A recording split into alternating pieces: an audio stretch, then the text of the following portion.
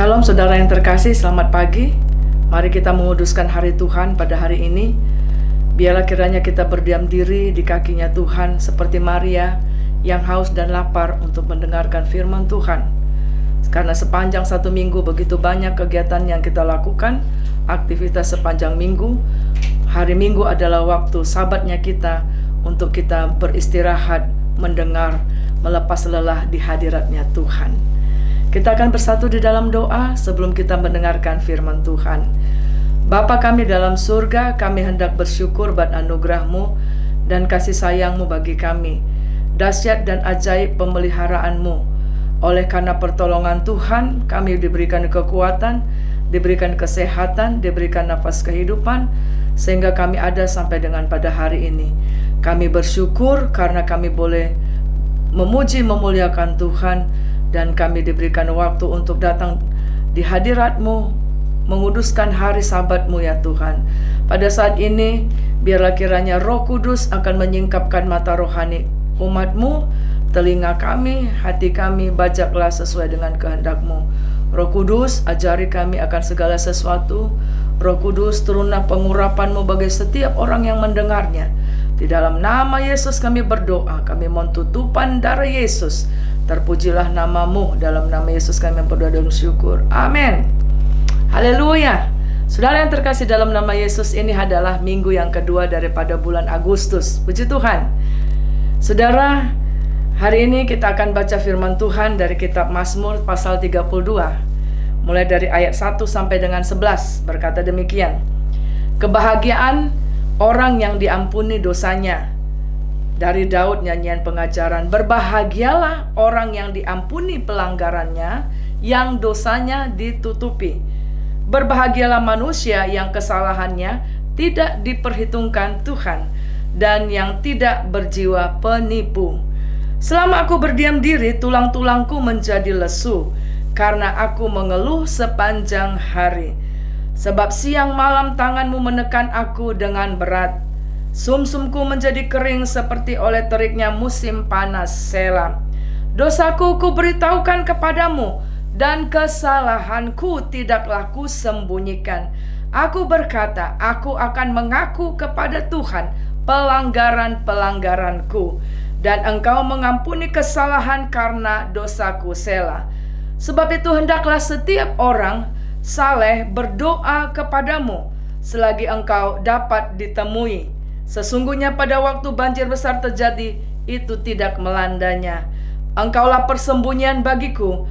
Terhadap kesesakan Engkau menjaga aku. Engkau mengelilingi aku sehingga aku luput dan bersorak. Selah.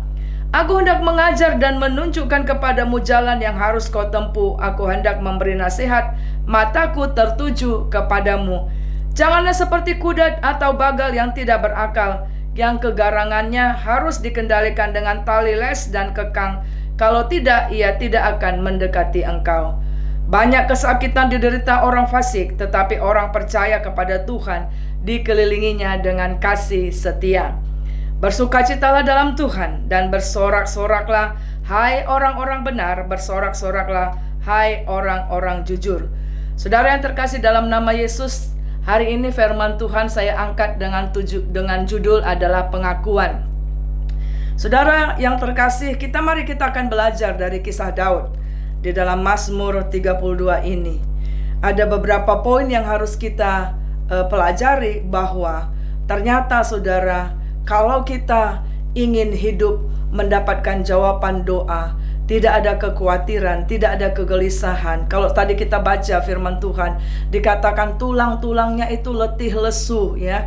Jiwa yang letih lesu, jiwa yang tidak bersemangat, saudara.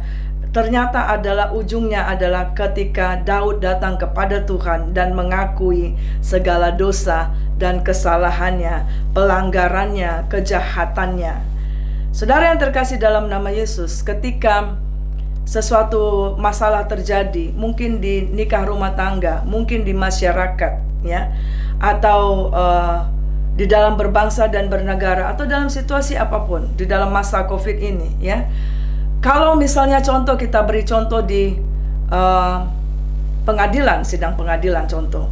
Ketika yang bersalah itu mengaku dosanya, mengaku kejahatan yang dia buat, maka biasanya hakim memperhitungkan itu dan diringankan hukumannya. Demikian juga kalau kita punya masalah di tengah rumah tangga, ya. Ketika kita mengaku dan secara jujur menceritakan masalah itu, saudara, masalah itu akan gampang ditangani dengan baik, ya. Nah, tetapi kalau kita hanya menyembunyikan sebagian saja dari cerita itu, itulah yang dimaksud juga di dalam firman Tuhan yang lain, kita sedang bersaksi dusta, kita tidak belajar jujur, dan itu bukan pengakuan yang benar, ya.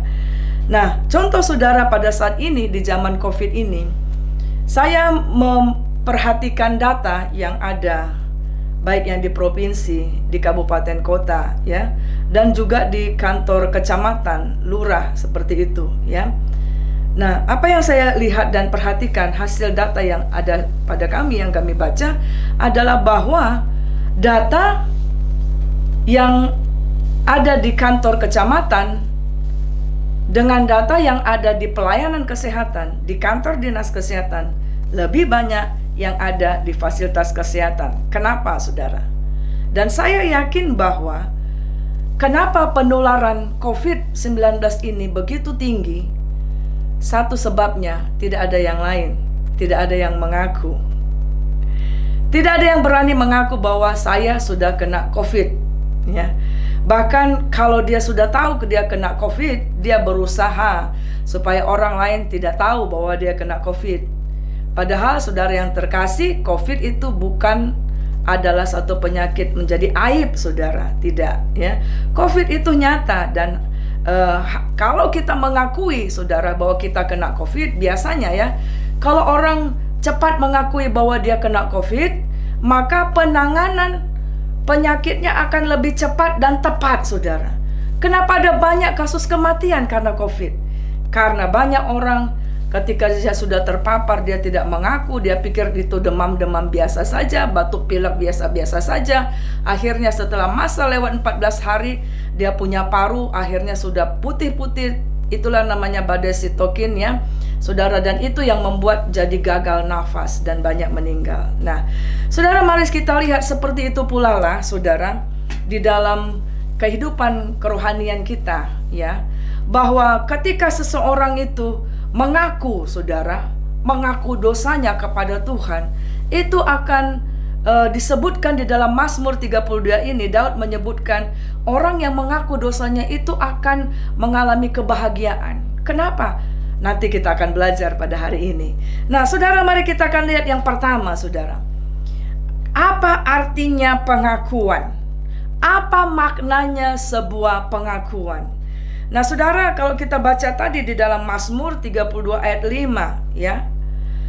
Dosaku kuberitahukan kepadamu dan kesalahanku tidaklah kusembunyikan. Aku berkata, aku akan mengaku kepada Tuhan pelanggaran-pelanggaranku, dan Engkau mengampuni kesalahan karena dosaku.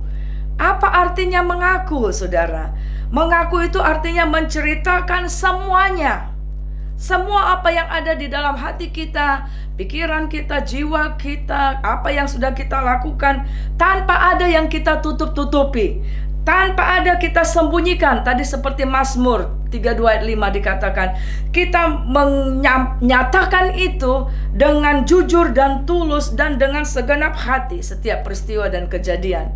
Itulah namanya mengakui, pengakuan, ya. Jadi di sana adalah ada kerinduan hati untuk mau ditolong, saudara, untuk mau lepas dari masalahnya. Jadi kalau saya melihat, saudara, kalau ada teman-teman yang misalnya terinfeksi dengan COVID, dia tidak mengaku, atau ketika ada orang-orang yang mengalami dosa, mengalami masalah tidak mengaku, itu sebenarnya dia sedang berkata bahwa aku bisa kuat menanganinya, aku bisa menyelesaikannya sendiri, sehingga sering sekali terlambat pertolongan. Itulah yang membawa maut di dalam masa COVID ini, saudara, ya. Nah, di dalam kerohanian juga seperti itu. Seandainya dari awal itu sudah diakui di hadapan Tuhan, ada masalah dari awal, masih kecil masalahnya, mungkin tidak akan separah setelah kejadian yang begitu besar akan berkecamuk di dalam pengakuan di dalam tidak adanya pengakuan akan masalah, kesulitan, problema yang dihadapi, ya. Nah, saudara yang terkasih, sekarang kita akan masuk yang berikut adalah mengapa kita perlu mengaku, dan pengakuan kita yang benar itu hanya kepada Tuhan Yesus Kristus. Saudara tahu ketika Adam jatuh di dalam dosa, di dalam Kejadian pasal 3 ayat 8 sampai 10. Pada mulanya sebelum Adam dan Hawa jatuh dalam dosa, maka setiap hari itu mereka berbincang-bincang dan begitu akrab dengan Tuhan. Tetapi saat hari ketika dia sudah jatuh dalam dosa, Allah datang ke taman itu, saudara, ingin mencari Adam, tetapi Tuhan tidak menemukannya. Kenapa, saudaranya? Adam, Adam, di manakah engkau? Dia berkata, kami sembunyi, kami takut bertemu dengan engkau. Nah, dosa, saudara, dosa itu membuat kita takut untuk bertemu dengan Tuhan. Dosa membuat kita tidak berani, atau disebutkan adalah putusnya hubungan kita dengan Allah. Dosa memisahkan kita dari Tuhan, saudara. Dan itulah yang diinginkan oleh iblis. Ketika kita putus hubungan dengan Tuhan, maka berarti kita sedang bersatu dengan setan, ya, dengan iblis. Maka, saudara, pasti tidak akan ada pertolongan dalam pergumulan, persoalan, masalah yang kita hadapi, ya. Nah, saudara yang terkasih di dalam nama Yesus, dosa membuat efek. Dosa itu ada dampaknya, saudara, ya. Dampaknya ketika kita lihat di sini di dalam Mazmur, ya, 35 tadi, Daud menyebutkan dosanya membuat dia menjadi tulang-tulangnya sepertinya rasa tidak enak, tidak nyaman. Dia nggak bisa tidur, ya. Dia gelisah. Mazmur 38 ayat 19 dikatakan, karena dosa aku penuh dengan kecemasan. Nah, Adam itu ketika jatuh dalam dosa, kenapa dia sembunyi?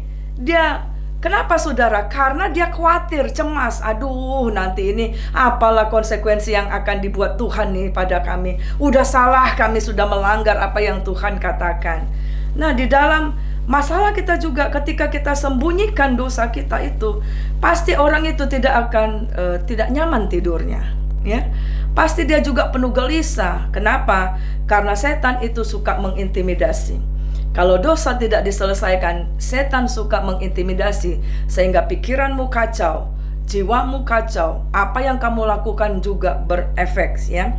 Nah, Mazmur 51 ayat 3, bahkan Daud berkata, Tuhan, janganlah ambil rohmu daripadaku.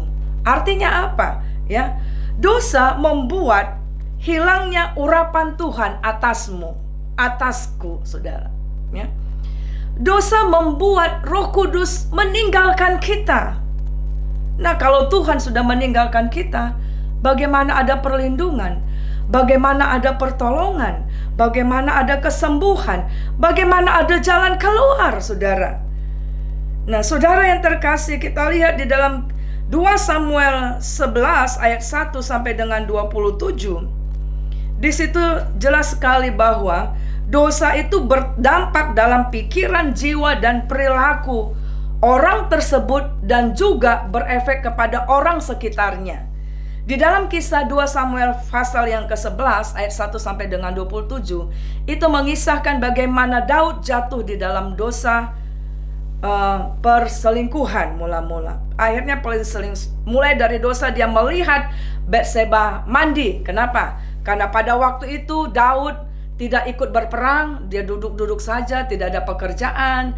Akhirnya dia jalan ke sotoh, ya, ke balkon seperti itu, dan dia melihat di sana istri dari prajuritnya sedang mandi, saudara, ya, sedang mandi. Dan ketika dia sudah melihat, akhirnya timbul dosa di hatinya, ingin menginginkan Batseba. Dan dari situ akhirnya terjadi dosa perzinahan. Dan kita lihat dampaknya apa, saudara?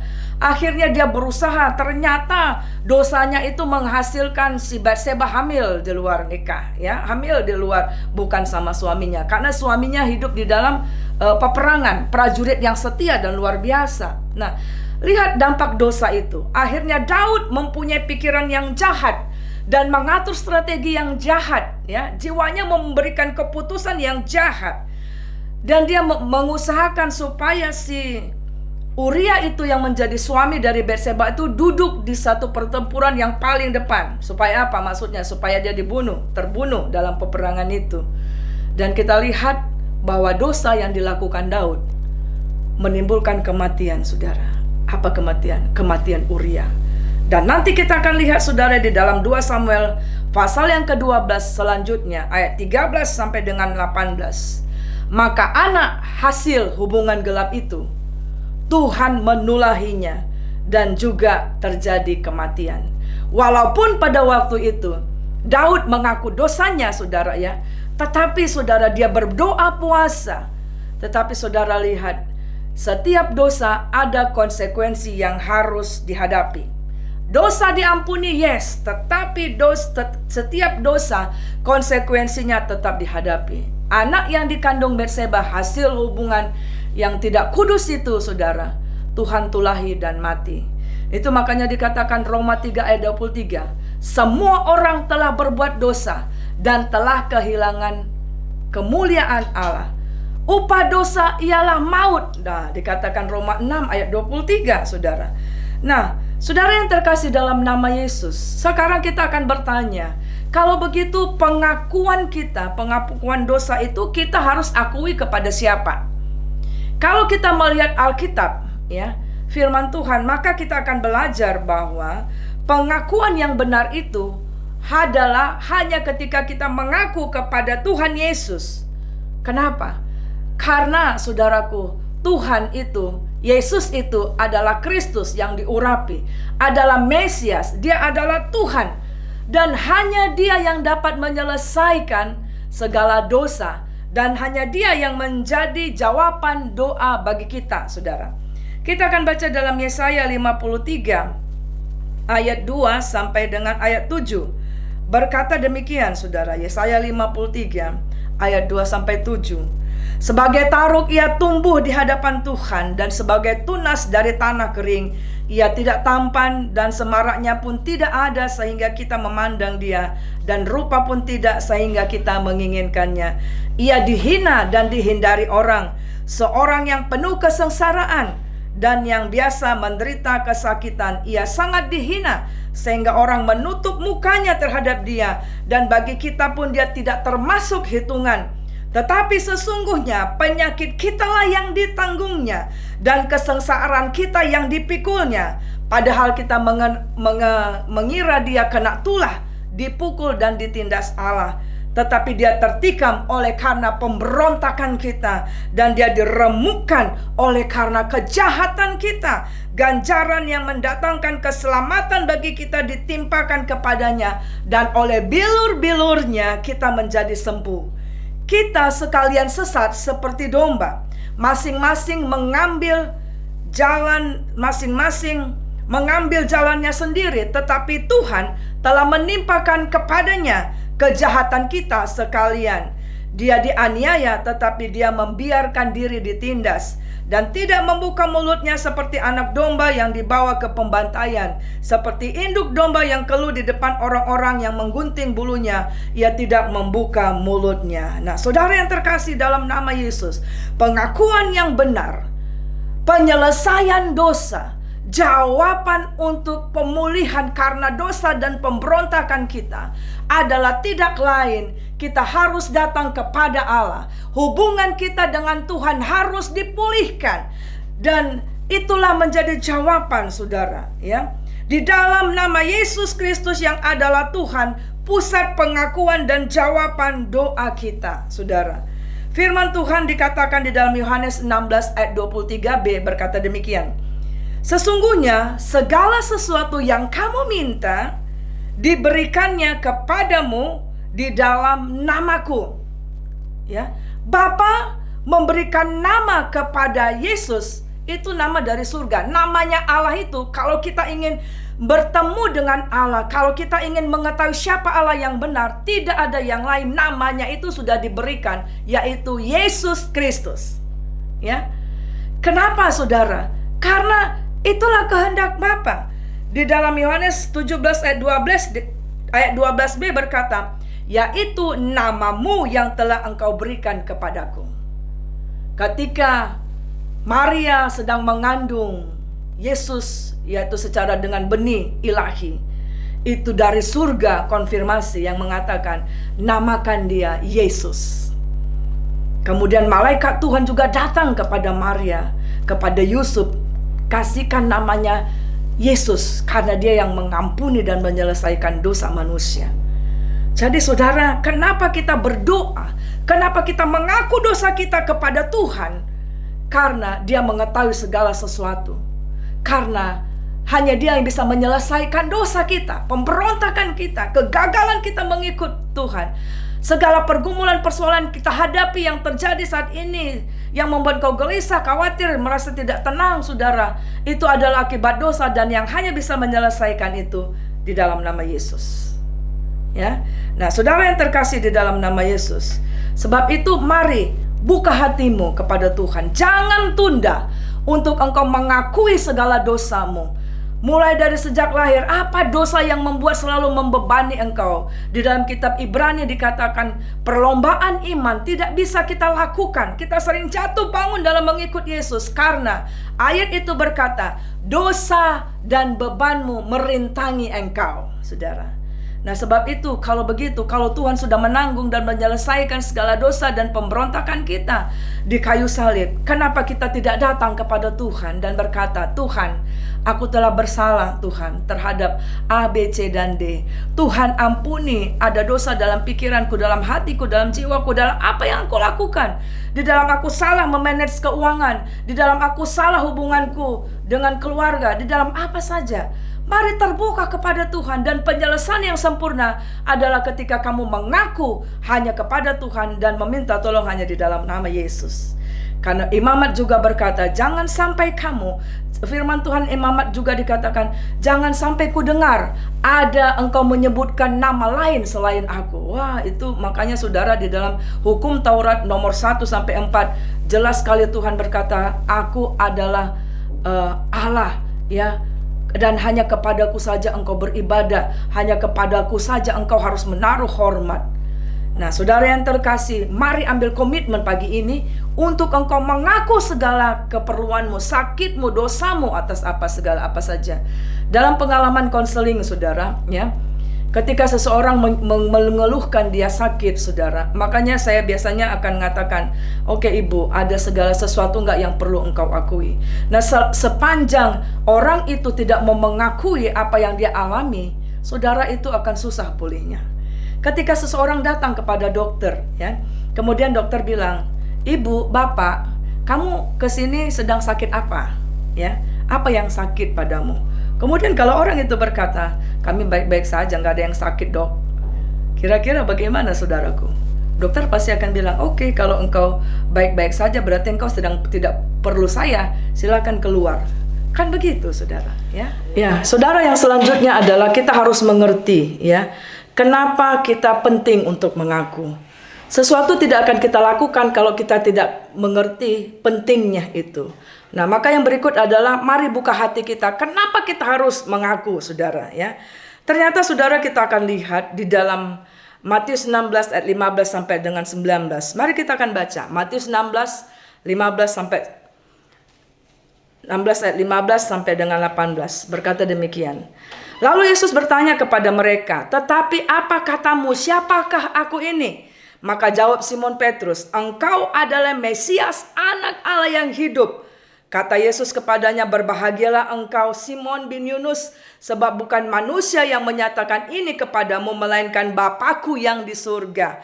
Dan aku berkata kepadamu, engkau adalah Petrus, dan di atas batu karang ini aku akan mendirikan jemaatku, dan alam maut tidak akan menguasainya. Kepadamu akan kuberikan kunci kerajaan sorga. Apa yang kau ikat di dunia ini akan terikat di surga, dan apa yang kau lepaskan di dunia ini akan terlepas di surga.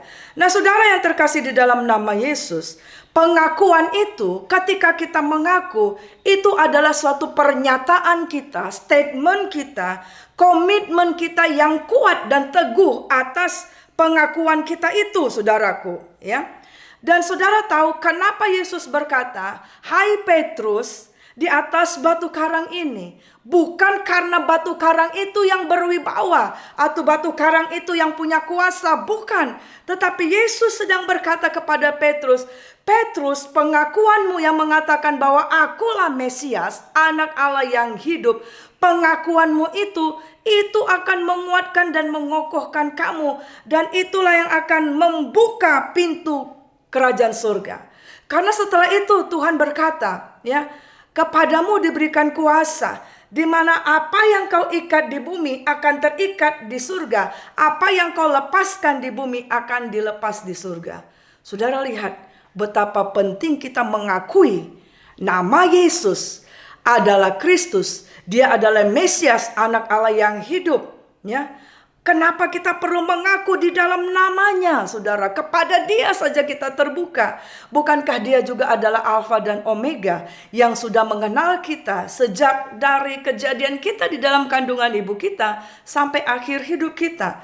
Kenapa kita masih mau menyembunyikan dosa kita? Kenapa kita mau menyembunyikan masalah kita? Mengapa kita menyembunyikan apa yang di dalam hatimu dan ada di dalam pikiranmu kepada Tuhan? Ceritakanlah kepada Tuhan. Akuilah, katakanlah, "Tuhan, aku memerlukan Engkau. Tuhan, aku perlu pertolongan daripadamu. Ampuni Tuhan segala dosaku." Nah, saudara yang terkasih dalam nama Yesus, mari kita akan lihat apa itu kunci yang membuka surga, saudara. Seperti yang dikatakan kepada Petrus, karena pengakuannya bahwa Yesus adalah Tuhan. Nah, saudara, kita akan lihat, ya. Yang pertama adalah ketika kita mengaku, saudara, berdosa dan kita butuhkan Tuhan, karena hanya di dalam nama Yesus ada pengampunan dosa. Karena hanya di dalam nama Yesus satu-satunya jalan kebenaran, jalan kehidupan. Kita dipindahkan dari kematian yang kekal akibat dosa kepada hidup yang kekal dalam surga yang kekal. Hanya di dalam namanya. Apa pentingnya? Apa maknanya? Apa kuasanya? Yang pertama saya tuliskan di sini, saudara. Ketika kita mengaku dosa, maka kita menerima pengampunan dan penyucian dari dosa dan kejahatan dari Allah. Nah, 1 Yohanes 1 ayat 9 berkata, "Jika kita mengaku dosa kita, maka Ia adalah setia dan adil, sehingga Ia akan mengampuni segala dosa kita dan menyucikan kita dari segala kejahatan kita." Saudara yang terkasih, dosa yang diampuni, dosa yang disucikan adalah dosa yang kita akui kepada Tuhan. Jadi saudara, Tuhan mau dari seluruh hidup kita, dari seluruh hati kita, dari seluruh pikiran kita, jiwa kita, akuilah segala dosa dan kesalahan kita. Izinkan Tuhan yang menyelesaikan dosa kita di kayu salib, saudara. Supaya kita diampuni dan disucikan dari segala pemberontakan, dari segala kejahatan, dari segala dosa kita. Yang kedua, saudara, kenapa kita harus mengakui? Maka kita akan baca di dalam kitab Lukas 18 ayat 10 sampai dengan 14. Mari kita akan baca firman Tuhan ini, saudaraku. Ayat itu berkata demikian, saudara. Ada dua orang pergi ke bait Allah untuk berdoa. Yang seorang adalah Farisi dan yang lain pemungut cukai, ya. Orang Farisi itu berdiri dan berdoa dalam hatinya begini, "Ya Allah, aku mengucap syukur kepadamu karena aku tidak sama seperti orang lain itu." Dia menunjuk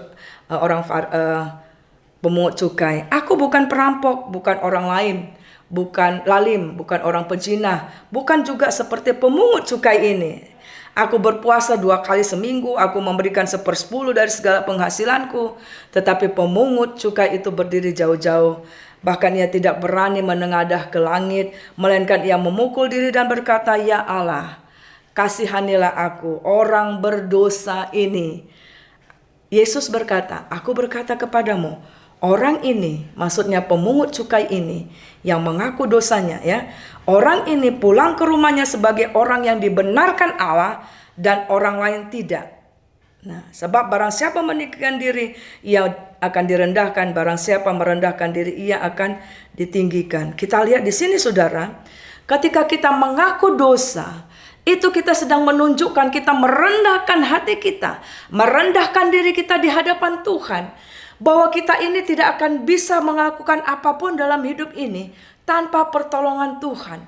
Bahwa dosa membuat kita mengalami jerat, dosa membuat kita penuh dengan kegagalan, penuh dengan penderitaan, penuh dengan kegelisahan, kecemasan, ya, tidak ada jawaban, ya. Dan kita lihat di sini pengakuan dosa membuat dosa bisa dijawab. Kenapa, saudara? Ketika kita mengaku dosa kita, kita merendahkan diri kita, maka Tuhan membenarkan kita. Setelah kita dibenarkan, maka doa bisa dijawab, saudara. Yang ketiga adalah ketika kita mengaku dosa, itulah yang membuat Tuhan bisa bertindak untuk menolong kita. Mari kita akan baca di dalam kitab Yesaya 59 ayat 1 sampai dengan 2, ya. Mari kita akan buka firman Tuhan ini dalam kitab Yesaya 59 ayat 1 dan 2. Berkata begini, sesungguhnya tangan Tuhan tidak kurang panjang untuk menyelamatkan, dan pendengarannya tidak kurang tajam untuk mendengar.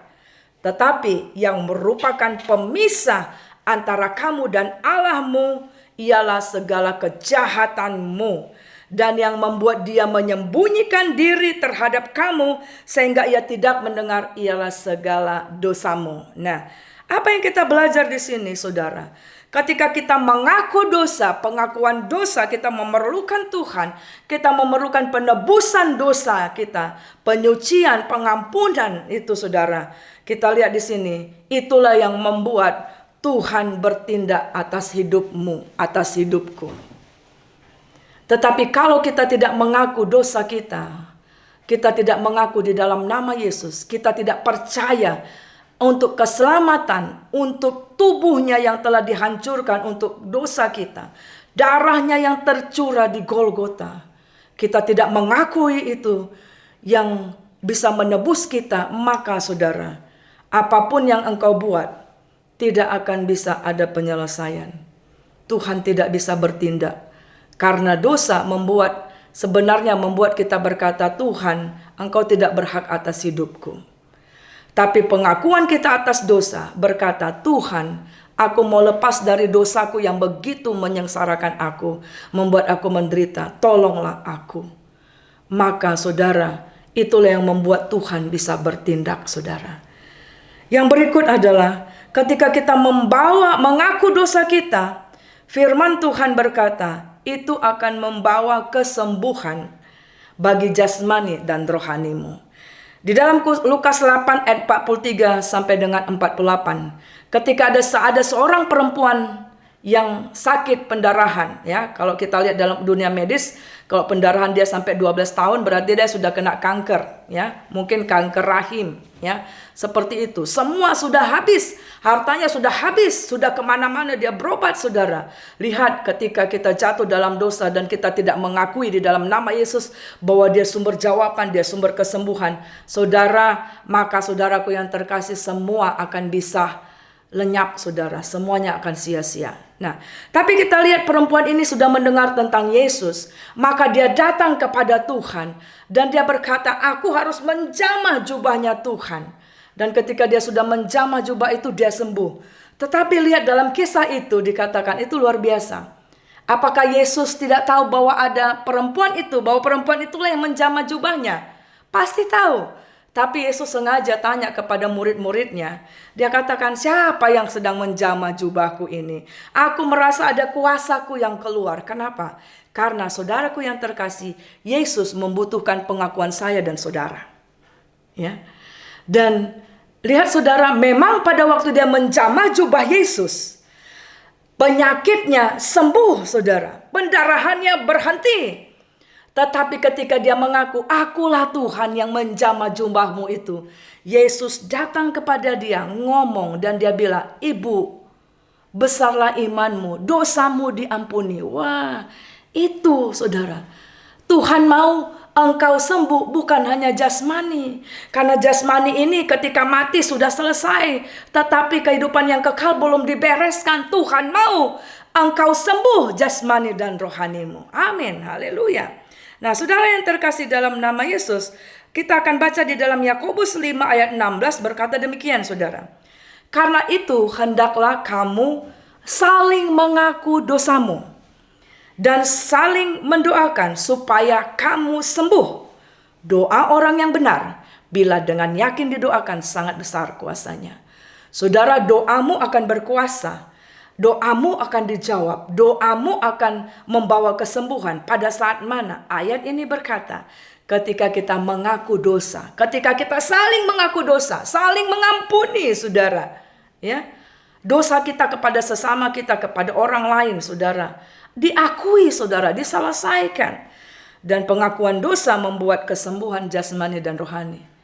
Banyak kasus yang kami alami yang kita konseling, saudara.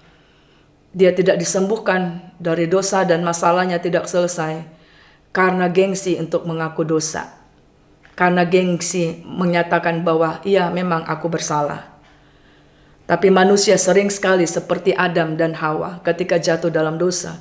Ketika Tuhan sudah panggil mereka, Adam, Adam, di mana engkau? Mereka tidak mengatakan, kami sudah berdosa Tuhan, mengambil buah yang Tuhan larang. Tetapi Adam berkata, perempuan ini yang membuat aku berdosa. Datang perempuan ini, ular ini, saudara. Saudara, ketika kita mengambil sikap seperti Adam dan Hawa, maka kita lihat Adam dan Hawa diusir dari Taman Eden. Artinya tidak ada penyelesaian. Dan dikatakan keturunannya mengalami hal yang tidak baik. Akhirnya kita akan lihat Kain. Dosa itu akan terus mengikuti.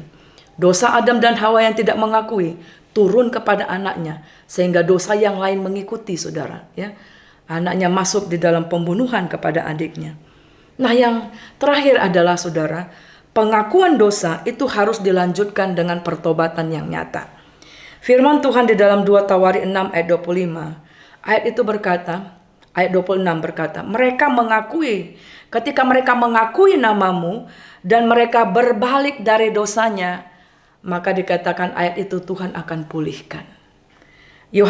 Matius 3 ayat 6 berkata, lalu sambil mengaku dosanya, mereka dibaptis oleh Yohanes di sungai Yordan. Nah, saudara lihat di sini ya, ketika kita sudah mengaku dosa, jangan stop sampai di situ. Tapi ambil komitmen untuk bertobat. Komitmen untuk bertobat dilanjutkan dengan apa? Dibaptis. Baptis itu artinya adalah kita mengaku dosa di hadapan orang, di hadapan Tuhan, dan mengambil komitmen untuk meninggalkan dosa. Ditenggelamkan dalam kematian Yesus, dibangkitkan dalam kebangkitan Yesus. Itu maksudnya baptisan, ditenggelamkan, dikubur. Nah, baru di situ dikatakan, maka kamu harus menunjukkan buah-buah pertobatanmu. Saudara yang terkasih dalam nama Yesus, mari pada hari ini jangan tunda-tunda untuk mengaku segala dosa dan kesalahan kita supaya hidupmu dibebaskan. Dosa itu membuat engkau menderita. Dosa itu membuat engkau gak bisa tidur. Dosa itu membuat gelisah. Tulang-tulangmu letih lesu. Seperti yang kita baca tadi dalam Mazmur 32. Dosa tidak pernah membawa sesuatu yang baik, saudara. Masalah juga ketika kita simpan gak kita serahkan kepada Tuhan. Saudara, yang menderita adalah kita sendiri, saudara. Padahal Tuhan sudah bilang apa? Marilah kepadaku, hai kamu yang letih lesu dan berbeban berat, maka aku akan memberikan kelegaan. Hanya di dalam nama Yesus dikatakan segala sesuatu tunduk dan bertelut di dalam namanya, baik yang ada di atas langit, di bumi, di bawah bumi. Dan setiap lidah akan mengaku bahwa Yesus adalah Tuhan. Sebab itu jangan berdoa di dalam nama yang lain, tetapi sampaikanlah pengakuanmu, doa-doamu hanya di dalam nama Yesus, yang menyelamatkan, yang menebus, yang menyembuhkan, yang menolong kita, yang memimpin iman kita sampai kepada kesempurnaan, sampai kepada akhir zaman. Haleluya. Mari renungkan firman Tuhan pada hari ini. Mari kita akan buka hati untuk merendahkan hati. Masalahmu akan cepat selesai ketika engkau saling mengaku satu dengan yang lain. Ya. Kalau dunia ini berisi orang-orang yang mengaku bahwa yang bersalah itu aku, pasti semua dunia ini tanpa masalah. Seandainya seluruh masyarakat pada saat ini yang kita tahu sedang kita semua ada di dalam pandemi ini, ketika dia mengalami gejala-gejala yang seperti disebutkan adalah diserang oleh virus COVID, mengaku, saudara, pasti pengobatan akan cepat. Kenapa, saudara? Kalau orang yang nggak mengaku bahwa dia sudah tertular oleh virus COVID dengan gejala-gejala yang dialami, dia mengalami hal yang biasa, dia pikir itulah yang membuat dia nggak sadar, dia jumpa dengan banyak orang, akhirnya semua tertular, saudara.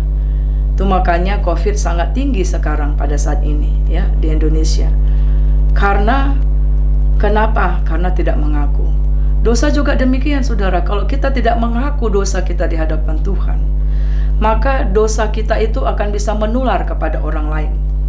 Lihat seperti Daud, dosa dia terhadap Batseba di dalam perselingkuhannya, di dalam perzinahannya, tapi membuat suami dari Batseba meninggal. Anak yang tidak bersalah itu juga akhirnya dikutuk meninggal, saudara, ya.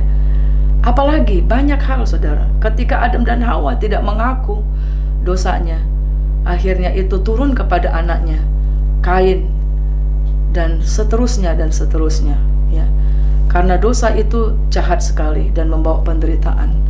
Saudara tidak akan tenang, saudara akan mengalami sakit penyakit, tidak akan dapat penyelesaian, dan Tuhan pun tidak bisa bertindak menolong kita.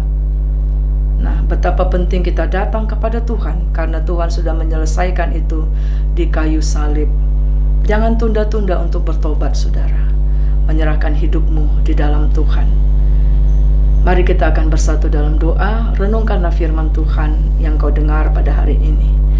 Mari kita bersatu dalam doa. Bapa kami dalam surga, terima kasih buat anugerah-Mu dan kasih sayang-Mu bagi kami. Terpujilah Engkau ya Tuhan, karena Engkau mengetahui bahwa segala sesuatu hanya dapat diselesaikan melalui Engkau, melalui anak-Mu, melalui Yesus Kristus, Tuhan dan Juru Selamat kami, yang Engkau sudah memberikan nama-Mu kepadanya, nama di atas segala nama, dan semua nama bertekuk lutut, baik yang ada di langit, di bumi, di bawah bumi, untuk tunduk di dalam kuasa nama Yesus.